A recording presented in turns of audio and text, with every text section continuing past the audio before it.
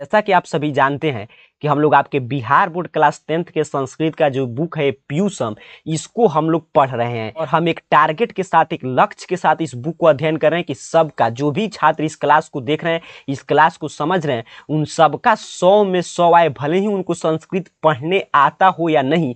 ये हम लक्ष्य निर्धारण करके इस बुक को पढ़ रहे हैं। इस क्रम में आज का हमारा यह दूसरा क्लास है, अर्थात कि पहले क्लास में हम लोग इसके प्रथम चैप्टर मंगलम को समाप्त कर चुके हैं। जो भी छात्र उसको नहीं देखेंगे तो उनके सुविधा के लिए मैं प्लेलिस्ट तैयार कर दिया हूं, ताकि जब आपको दिक्कत हो, जब संस्कृत का बुक उठाएं और आपको कोई भी चैप्टर समझ में नहीं आता हो तो उस प्लेलिस्ट में जाइए और 1-2 चैप्टर जो इच्छा हो पढ़ने का पढ़ सकते हैं। तो उस प्लेलिस्ट का लिंक डिस्क्रिप्शन बॉक्स में मिल जाएगा। जिनका भी छूटा है क्लास वो जाकर वहां से देख सकते हैं। चलिए आज की इस महत्वपूर्ण क्लास की शुरुआत करते हैं। और आपको क्या करना है, मैं कल भी बताया था, ऐसे मोबाइल को फुल स्क्रीन मोड में रख लेना है, तभी आपको अच्छा से दिखाई देगा। और अलग रख दीजिए ताकि आपको पढ़ना है, तभी आपका 100 में 100 आएगा। पेन कॉपी ले लीजिए, मैं डेली आपको समझाता हूं, क्योंकि कल क्या था, मंगलम पाठ में सिर्फ श्लोक था, तो श्लोक तो हम लोग आसानी से उसमें अर्थ को समझ लिए, लेकिन आज से चैप्टर की शुरुआत हो रहा है, तो इसमें जो जो महत्वपूर्ण बिंदु आएगा उसको नोट करते जाइएगा, क्योंकि एक भी प्रश्न इससे ऑब्जेक्टिव सब्जेक्टिव बाहर नहीं आएगा। यदि अंत तक देखते हैं तो पाटलिपुत्र वैभवम से जो प्रश्न आएगा ऑब्जेक्टिव सब्जेक्टिव आज ही के क्लास से आएगा। शुरुआत करते हैं दूसरे नंबर चैप्टर का, जिसका नाम है पाटलिपुत्र वैभवम। दूसरा नंबर पाठ आज हम लोग पढ़ेंगे पाटलिपुत्र वैभवम।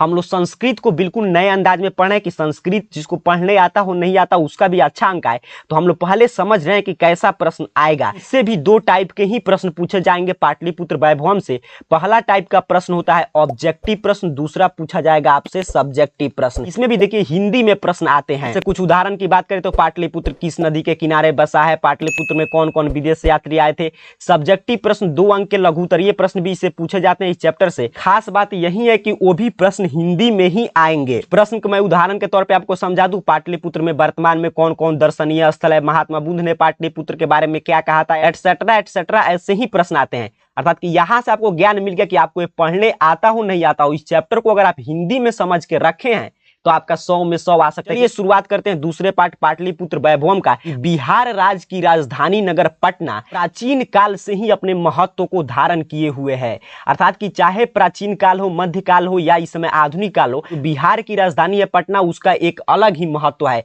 तो यहां से एक ही प्रश्न पूछा जाता है कि बिहार की राजधानी कहां है, तो पटना। आगे जानकारी दिया जा रहा है कि इसका इतिहास जो है वो लगभग 2500 वर्ष पुराना है। तो इसको ध्यान से समझ कर रखिएगा, बहुत बार प्रश्न पूछा गया है पटना का इतिहास कितना वर्ष पुराना है, तो लगभग 2500 वर्ष पुराना है। पटना का अपना धार्मिक क्षेत्र में, राजनीतिक क्षेत्र में, उद्योग क्षेत्र में एक विशेष ध्यान आकर्षण का केंद्र शुरू से ही रहा है।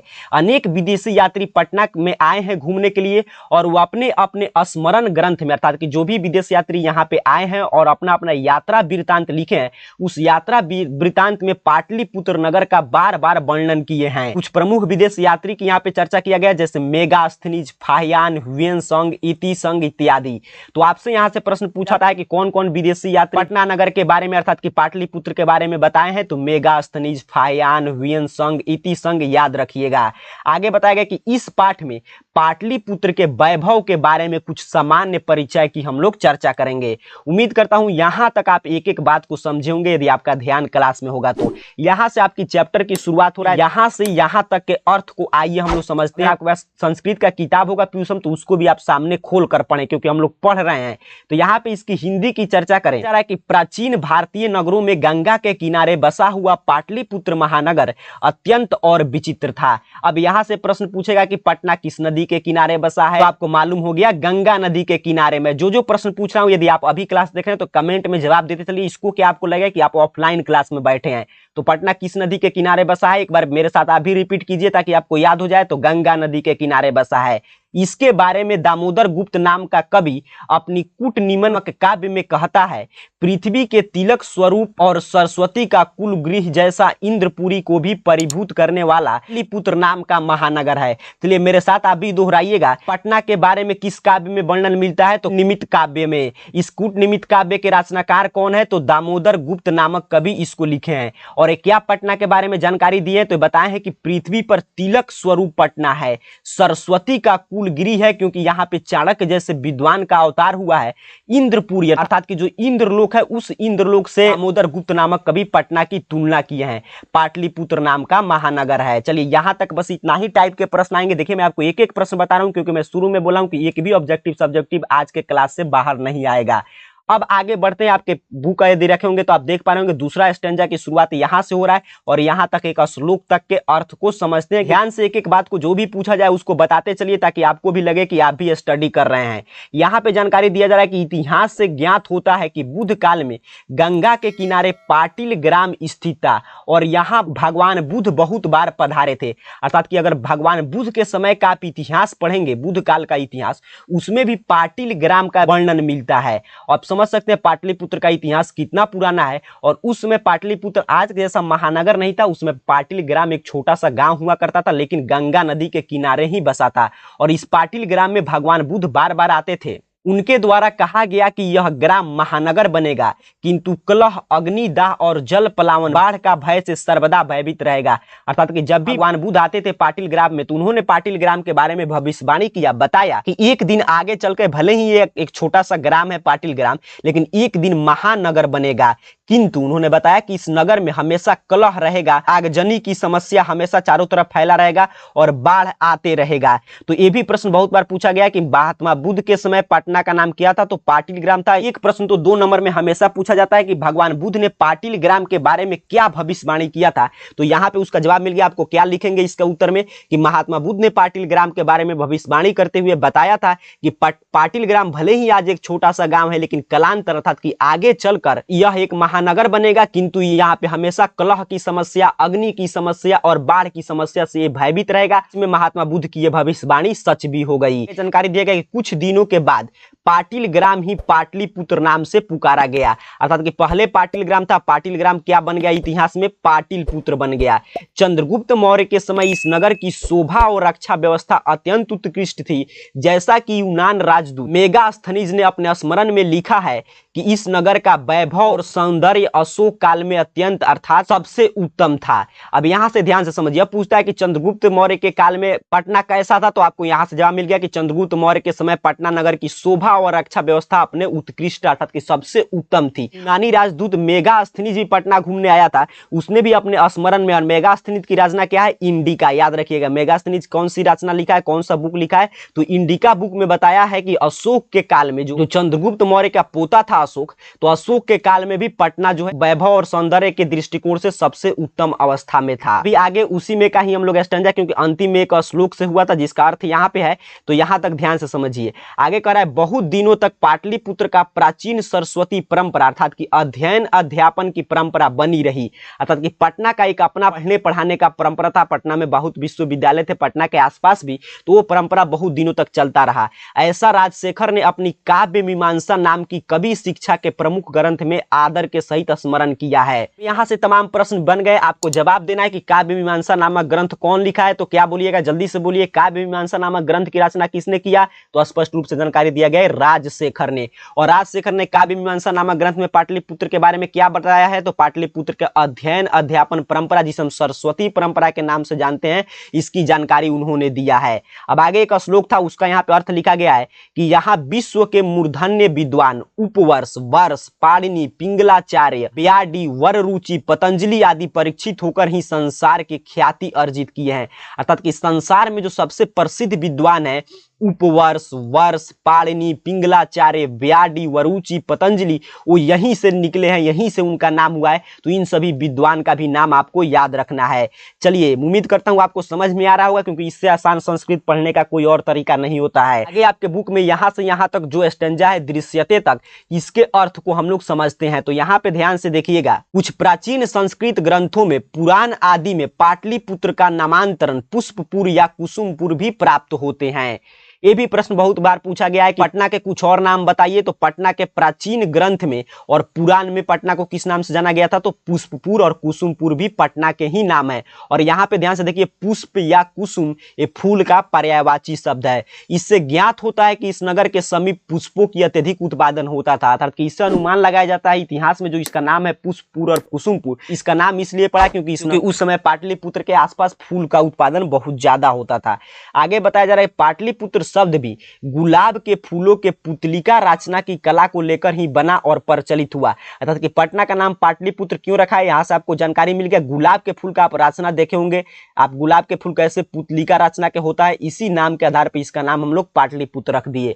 आगे जानकारी दिया गया कि इस नगर में शरद ऋतु के अभ्यंतर कौमुदी महोत्सव समारोह गुप्त वंश के शासन काल में अतिचिव प्रचलित था। यहाँ से प्रश्न पूछा जाता है कि कौमुदी महोत्सव कहाँ मनाया जाता था, तो पाटलिपुत्र में। और किस काल में मनाया जाता था, वंश के शासन काल में मनाया जाता था। किस ऋतु में, तो शरद ऋतु में। ये 3 प्रश्न में से एक प्रश्न ऑब्जेक्टिव में हमेशा पूछा जाता है, तो याद रखेंगे। फिर से मैं आपसे पूछ ले रहा हूँ कि आपको याद हुआ कि नहीं। तो आपको जवाब देना, आप जहां से होंगे बोलकर अपने जगह पे इसको दोहरा लीजिए, ताकि आपको याद हो जाए कि पटना में कौन सा महोत्सव मनाया जाता था, कौमुदी महोत्सव। किसके शासन काल में, तो गुप्त वंश के शासन काल में। किस ऋतु में, तो शरद ऋतु के अभ्यंतर में। चलिए आगे जानकारी दिया गया कि उस अवसर पे सभी लोग आनंद मग्न हो जाते थे। अभी भी दुर्गा पूजा के अवसर पर यहाँ उसी प्रकार का समारोह देखा जाता है। अर्थात कि इस समय पटना में जिस तरह भव्य दुर्गा पूजा का आयोजन होता है, अब तो भव्य दुर्गा पूजा का आयोजन नहीं हो रहा है, क्योंकि जानते हैं बीते कुछ दिनों से लॉकडाउन चल रहा है। कुछ साल से दुर्गा पूजा का आयोजन पे भी रोक लग जाता है। लेकिन पहले जैसा आपको याद होगा, दुर्गा पूजा का आयोजन आप देखे होंगे पटना का या अपने आसपास कहीं का, बिल्कुल वैसे ही कौमुदी महोत्सव में भी वैसे ही आयोजन किया जाता था। चलिए अब आपके बुक में जो यहाँ से यहाँ तक स्टेंजा है, पूज्यते तक, इसके अर्थ को हम लोग समझते हैं।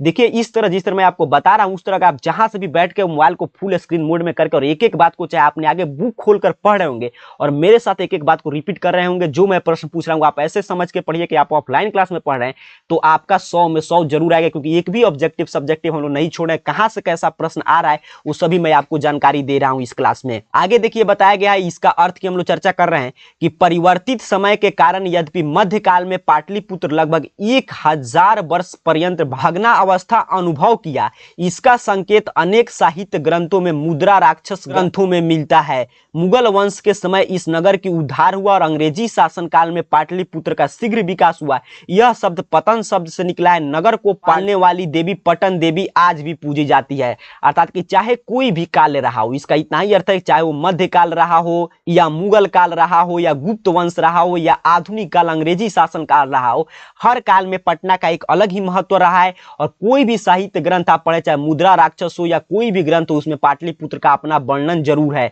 और पटना के द्वार पे, पटना की जिसे हम पालन देवी कहते हैं, अर्थात कि जो पटना नगर के पालन करता है उसका नाम है पटन देवी, आज भी पूजी जाती है। आज भी पटना में आप जाएंगे तो अगम कुआं और पटन देवी का स्थान आपको देखने को मिलेगा। अब चलिए आगे बढ़ते हैं और जो यहाँ से यहाँ तक स्टेंजा दिया गया है इसको हम लोग समझते हैं। कि यहाँ पे जानकारी दिया गया कि इन दिनों पटना नाम का नगर अति विशाल और बिहार की राजधानी है। अर्थात कि जो भगवान बुद्ध ने भविष्यवाणी किया था उस समय पाटिल ग्राम जैसे छोटे से ग्राम के बारे में, उनकी बात आज सच हो गई है। और पटना जो है आज एक आप देख रहे हैं अति विशाल महानगर है। बिहार में एक ही महानगर है पटना, और आज बिहार की राजधानी बन चुका है।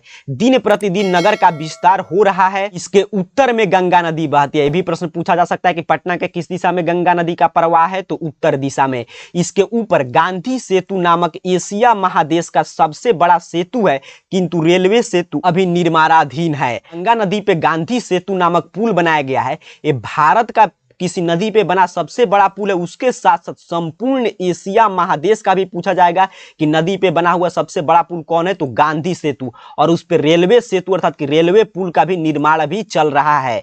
आगे बताया गया कि इस नगर के उत्कृष्ट संग्रहालय, उच्च न्यायालय, सचिवालय, गोलगृह, तारामंडल, जैविक उद्यान, मौर्यकालीन अवशेष, महावीर मंदिर दर्शनीय है। यह भी प्रश्न बहुत बार पूछा जाता है कि पटना में अभी क्या क्या चीज देखने योग्य है, तो सबसे एक नंबर पे आपको लिखना है कि पटना में निम्न चीज देखने योग्य है। दर्शनीय स्थल है गांधी सेतु जो एशिया का सबसे बड़ा पुल है, संग्रहालय है पटना में, उच्च न्यायालय पटना हाई कोर्ट है, सचिवालय है, गोल गृह का नाम आप सुने होंगे जो गोल घर है, गोल घर है, तारामंडल है, जैविक उद्यान आप समझते होंगे जैविक उद्यान क्या है, संजय गांधी राष्ट्रीय जैविक उद्यान अर्थात कि आपका चिड़ियाघर, मौर्यकालीन अवशेष, महावीर मंदिर अर्थात कि हनुमान मंदिर के नाम से जो प्रसिद्ध है, ये सभी देखने योग्य जगह है आज भी पाटलिपुत्र में। आगे जानकारी दिया गया कि प्राचीन पटना नगर में सिख संप्रदाय के द्वारा पूजनीय स्थल दसम गुरु गोविंद सिंह का जन्म स्थान गुरुद्वारा के नाम से प्रसिद्ध है। यहाँ देश के तीर्थ यात्रीगण दर्शन के लिए आते हैं। ये तो हम लोग यहाँ तक समझ चुके कि पटना में कौन कौन दर्शनीय स्थल है। इसके अलावा पूछा जाता है कि पटना जो है वो सिख संप्रदाय के लिए क्यों पूजनीय है, तो क्योंकि सिख संप्रदाय के 10वें गुरु गुरु गोविंद सिंह का जन्म पाटलिपुत्र में ही हुआ था। दूसरा प्रश्न भी पूछता है कि सिख संप्रदाय के 10वें गुरु कौन थे, गुरु गोविंद सिंह का जन्म कहाँ हुआ था, पटना में। जन्म स्थान को किस नाम से जानते हैं, तो गुरुद्वारा के नाम से जानते हैं। अंतिम हो रहा है यहाँ पे, अंतिम पैराग्राफ है आपके बुक का,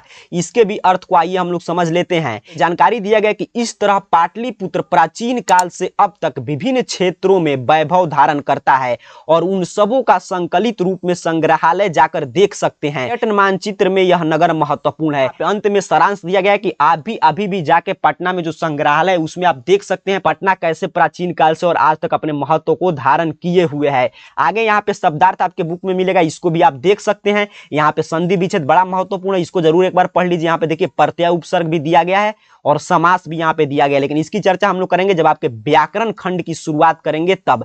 अब आगे प्रश्न को आपको समझना है। आपके बुक में दो तरह के प्रश्न, एक मौखिक एक लिखित, अर्थात कि एक तो आपको उत्तर बोलना है और एक लिखना है। लेकिन फिर यहाँ से मैं बता दे रहा हूं कि अभी इस रूप में कोई भी प्रश्न परीक्षा में ऐसा प्रश्न नहीं पूछा जाएगा। आपसे यही प्रश्न हिंदी के में पूछा जाएगा। यहाँ पे जैसे प्रश्न लिखा है कि पाटलिपुत्र नगर के विषय में 2 वाक्य संस्कृत भाषा में बोलिए, लेकिन आपसे पूछा जाएगा आप सीधे प्रश्न कि पाटलिपुत्र के विषय में 2 वाक्य लिखिए, तो आपको हिंदी में लिखना है। जैसे प्रश्न कह रहा है कि कूटनिमित्त काव्य के किस कवि की रचना है, तो अभी हम लोग पढ़े किस कवि की रचना है, आप नीचे कमेंट में बताइएगा। इस तरह प्रश्न नहीं आएगा, आपसे हिंदी में प्रश्न आएगा इसी को कि चंद्रगुप्त मौर्य के काल में इस नगर की रक्षा व्यवस्था कैसी थी, ऐसे हिंदी में प्रश्न आएगा। तो यहां से यदि प्रश्न आप नहीं बनाते हैं, क्योंकि मैं आपको विश्वास दिलाऊं कि आपका 100 में 100 आएगा सिर्फ हिंदी में पढ़कर, तो आप क्वेश्चन बैंक से उठाइए और जो मैं आपको 2 चैप्टर पढ़ा दिया, देखिए पहला मंगलम, दूसरा पाटलिपुत्र वैभवंती, जो 2 चैप्टर से जितना ऑब्जेक्टिव आए उसको पहले बनाकर मिलाइए कि आपका सही हो रहा है कि नहीं सही हो रहा है। तो फिर से इस क्लास को 1 बार 2 बार देखिए, अभी पर्याप्त समय है, और जितने सब्जेक्टिव प्रश्न आए उसको बना लीजिए। आप बिहार टॉपर जरूर बनेंगे, आपका 100 में 100 जरूर आएगा। और एक क्लास आप ही के लिए चल रहा है, तो क्लास को तो लाइक करना आपकी जिम्मेवारी है। तो क्लास को लाइक कीजिए, अपने दोस्त मित्रों के पास शेयर कीजिए, उन्हें बताइए कि यहाँ पे क्लासेज स्टार्ट है,